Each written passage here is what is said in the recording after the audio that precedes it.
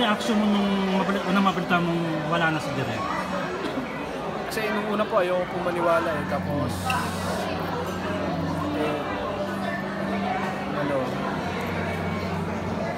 Siyempre ikaw lang kasama niya doon, di ba? Nga po, nagulat nga po ako eh. Pero nung magkasama kayo bagong mangyaring atake, may ano ba, may parang masama pa pakiramdam niya, may nararamdaman mo? Hindi, malakas po si Direk. So masaya siya? Masaya po siya that time. Tapos, dinitihan niya ako. Siya pa nga po nag-ano sa akin eh, gumising po sa akin eh. For breakfast. Tapos, sabi ko, malakas na si Direk. Tapos ininom naman po niya yung gamot niya. Yung maintenance po niya for his cholesterol tas yung sa heart po niya. Pero wala ka bang may kukwento sa amin na parang premonition na mangyayari to kay Direk? Yung pagpunta sa simbahan, yung sa chapel pala, yung pagsisimba. Pagpunta po sa simbahan, accident ko pong may na-picturean po ako na ano, na medyo may parang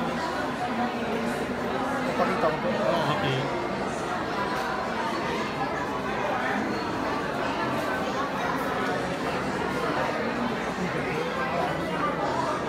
Ito po. Pinunan ko po si Direk eh. Ayan po si Direk. Yung picture. Oo, tapos ano? Tapos, ito po yung tatawa kasi maganda po yung lighting.